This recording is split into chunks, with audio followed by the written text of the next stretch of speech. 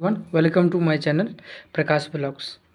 आज मैं आपको ये बताऊंगा कि जो भी आज टेक्निकल का जो भी रिक्वायरमेंट आया है रेलवे की तरफ से, मैं उसमें जितना भी कन्फ्यूजन है मैं सारे को दूर करूँगा। जो एडवर्टाइज नंबर है, देखिए CN नंबर 02/2024 को है, ये आया हुआ है। रिक्वायरमेंट ऑफ टेक्नीशियन का पोस्ट है। इस पर जो ओपनिंग का डेट है ये 9/3/2024 से ओपन हो जाएगा इसका वेबसाइट, ठीक है। और क्लोजिंग डेट है 8/4/2024 को 12 बजे तक। आप उससे पहले रजिस्ट्रेशन कर लीजिए, फॉर्म फिलअप कर लीजिएगा 8/4 तक। उसके बाद जो आपका जो भी अगर गलत हो जाता है उसका करप्शन का डेट है 9/4 से लेकर 18/4 तक। आप उसमें जो भी आपसे गलती हो जाता है फॉर्म को भरते समय, उसमें आप फिर से सही कर सकते हैं, मॉडिफाई कर सकते हैं, मॉडिफिकेशन कर सकते हैं, ठीक। उसमें 2 पोस्ट है, एक है टेक्निकल का और एक है टेक्निकल ग्रेड 3 और एक टेक्निकल ग्रेड 1 सिग्नल जिसको बोलते हैं।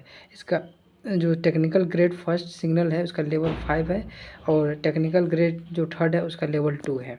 और इनिशियल पे इसका जो है 29,200 है लेवल 5 का, और लेवल 2 का 19,900 है। मेडिकल स्टैंडर्ड भी देख लीजिए आप, इसका B1 है। और C एग्जेंडर ये आपको देखना पड़ेगा। एज लिमिट 1836 ईयर दे दिया है, और टेक्निकल 3 वाले को 1833 ईयर दिया है, ठीक है। टोटल वैकेंसी 1092 है टेक्निकल ग्रेड 1 में, और 8,052 वैकेंसी टेक्निकल ग्रेड 2 में है, ठीक है। इंपॉर्टेंट इंस्ट्रक्शन ये सब तो आपको नहीं देखना है, ये सब कोई ये इंपॉर्टेंट नहीं है। मेडिकल स्टैंडर्ड आपको बता ही दिए। यहाँ पे candidate who are found medically unsuitable for the operated post shall not be given in alternative. Appointment नहीं मिलेगा, इन लोग को अपॉइंटमेंट सब नहीं मिलेगा, मैं यही बताना चाह रहा हूँ। बाकी मैं और आपको दिखाता हूँ पूरा आज नोटिफिकेशन, पूरा क्लियरिटी हो जाएगा इसी नोटिफिकेशन में, किसको फॉर्म फिलअप करना है, किसको नहीं करना है। Physical fitness in the respect A3 B1 A2 में देख लीजिए किसको कितना डिस्टेंस का विजन कितना कितना होना चाहिए, क्या होना चाहिए, ये सब आप देख सकते हैं, ठीक है। ये स्टैंडर्ड विजन है, कौन कौन फॉर्म फिलअप सकते हैं। सिटीजन ऑफ इंडिया का हो सकता है, नेपाल, भूटान, ये सब दिया हुआ है सिटीजनशिप में। और टेक्निकल ग्रेड 1 का जो आपको बता ही दिए थे कि पहले कितना था अभी कितना हो गया, तो पहले 1833 था, अब 1836, 3 साल का ये रिलैक्सेशन दिया है। ये 30 था, अब 33 हो गया है, ठीक है। ये सब तो कैटेगरी में कितना रिलैक्सेशन मिलता है 3 साल का जो मिलता है OBC को, EWS, ये सब UR सब का दिया हुआ है कि कितना कितना साल का क्या क्या मिलता है। ये सब तो आपको ज़्यादा जानने की ज़रूरत नहीं है। जो इम्पोर्टेंट बात है मैं ये आपको बताना चाह रहा हूँ कि क्या है इस नोटिफिकेशन में। बहुत सारा कन्फ्यूजन हो रहा है स्टूडेंट को फॉर्म फिलअप करने से लेकर के किस में कौन कौन भर सकता है, किस में नहीं भर सकता है, किस में क्या मैं सारी चीज़ को, हाँ। अब भाई जो मेरा आपका जो पेपर होगा ना, चाहे वो लेवल 5 का हो या लेवल 2 का हो, सबका पेपर एक ही होगा, हमेशा याद रखिएगा। एक CBT टेस्ट होगा, उसके बाद आपका डॉक्यूमेंट वेरिफिकेशन होगा और मेडिकल एग्जामिनेशन होगा, देन आपका ज्वाइनिंग लेटर आएगा। तो बात करते हैं इसमें पैटर्न का, बात करते हैं और सिलेबस का बात करते हैं। CBT 1 में जो लेवल 5 का जो पोस्ट है टेक्निकल ग्रेड 1 का, इसमें टोटल ड्यूरेशन 90 मिनट का होगा और टोटल क्वेश्चन 100 होगा, और 1/3 निगेटिव मार्किंग, ये हमेशा याद रखिएगा। 1/3 है, 1/4 नहीं है इस पर, 1/3 है। कितना 90 मिनट का रहेगा और 100 क्वेश्चन रहेगा CBT 1 में, ठीक है। जनरल अवेयरनेस देख लीजिए इसका, ये लेवल 5 का है। जनरल इंटेलिजेंस रीजनिंग का क्या क्या सिलेबस है, basic computer and application, mathematics, basic science and engineering का, ठीक है। अब जनरल अवेयरनेस कितना होगा, 10 होगा। जनरल इंटेलिजेंस जिसको हम लोग रीजनिंग बोलते हैं वो 15 होता है। बेसिक कंप्यूटर एंड एप्लीकेशन 20 है, मैथमेटिक्स 20 है, बेसिक साइंस इंजीनियरिंग 35 का है, और ये 100 नंबर का हो गया। और मार्क्स ऑफ इस सेक्शन दिया हुआ है, कितना कितना सेक्शन का, तो 1 मार्क्स का होता है, तो जितना नंबर ऑफ क्वेश्चन उतना ही नंबर ऑफ मार्क्स मिलेगा आपको, जितना आप सही करिएगा। ये चीज़ बताया गया है यहाँ पे, और एक ही CBT 1 है, बाकी तो ये देख सकते हैं।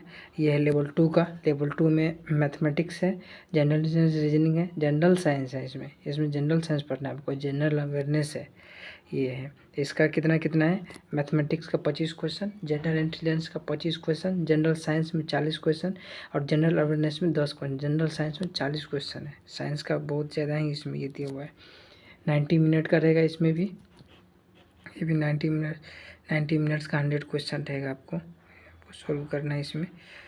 और मैं और भी बता रहा हूँ अभी सारा को मैं एकदम भरा हुआ, लेकिन मैं सारा कन्फ्यूजन आपको दूर कर दूँगा इसमें कि क्या क्या करना है, कैसे करना है, हर चीज़ को कैसे फॉर्म फिलअप करना है, कौन भर सकता है फॉर्म, कौन नहीं भर सकता है, किस स्टेट से कहाँ पे क्या भरना है। देखिए यहाँ पे देखते सबसे ज़्यादा कन्फ्यूजन यहाँ है टेक्निकल ग्रेड 1 का जो सिग्नल का पोस्ट है, इसमें bachelor of science in the physics होना चाहिए, मतलब फिजिक्स होना चाहिए। आप मैथ्स नहीं भर सकते, केमिस्ट्री है नहीं भर सकते, bachelor of science in physics होना चाहिए, ठीक है। ये नहीं कि सब्सिडरी में तो हम भर सकते हैं, ऐसा कुछ नहीं, आपका फिजिक्स ऑनर्स पेपर ही होना चाहिए, तब भर सकते हैं। और इलेक्ट्रॉनिक्स, जिसको ECE बोलते हैं, EEE नहीं भर सकता है, ठीक है। कंप्यूटर साइंस CSE भर सकता है, इन्फॉर्मेशन टेक्नोलॉजी भर सकता है, इंस्ट्रूमेशन भर सकता है। जो बीटेक किया और बीएससी वाले सिर्फ याद रखिएगा, बीएससी वाले फिजिक्स ऑनर्स जिसका है वही फॉर्म फिलअप कर सकता है, बाकी कोई नहीं फॉर्म फिलअप कर सकता है। और बीटेक जो किया हुआ है electronics, computer science, information technology, instrumentation से वही फॉर्म फिल कर सकता है। और इससे रिलेटेड 3 साल का जो भी डिप्लोमा किया हुआ है, जो इलेक्ट्रॉनिक्स में किया हो या कंप्यूटर साइंस में किया है या इंफॉर्मेशन टेक्नोलॉजी में किया है, ये सब फॉर्म फिलअप कर सकता है, 100% कर सकता है। इसके अलावा और कोई नहीं फिलअप कर सकता। अब कोई कन्फ्यूजन नहीं होगा, कोई कन्फ्यूजन नहीं, उसके अलावा कोई भी ट्रेड नहीं भर सकता है, कुछ भी नहीं भर सकता है, ना मैकेनिकल, ना सिविल, ना इलेक्ट्रिकल, कोई नहीं भर सकता है, ठीक है। ये कन्फ्यूजन हो गया क्लियर। आपका टेक्निकल ग्रेड 1 का सिग्नल का पोस्ट कौन कौन भर सकता है आपको पता है। अब टेक्निकल ग्रेड 3 का बात करते हैं।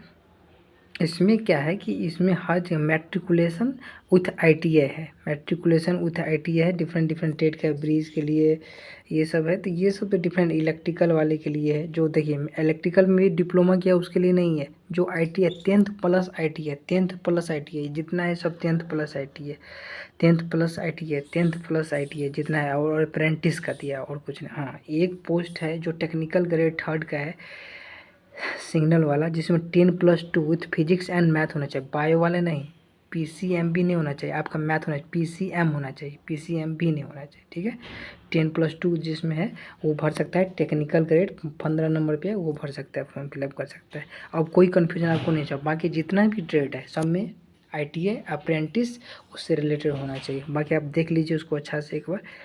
और ये कहाँ कहाँ पे कितना पोस्ट है ये देख लीजिए कि किस जोन में कितना पोस्ट है। आप 2 जोन में अप्लाई कर सकते हैं, अगर आपके पास डिग्री है, डिप्लोमा में भी है, 12th भी पास किए तो 3 में भर सकते हैं, 2 में भर ITI किए तो और भी भर सकते हैं, लेकिन अलग अलग जोन में, एक ही जोन में मत फिलअप करिएगा, डिफरेंट जोन में फिलअप करिएगा।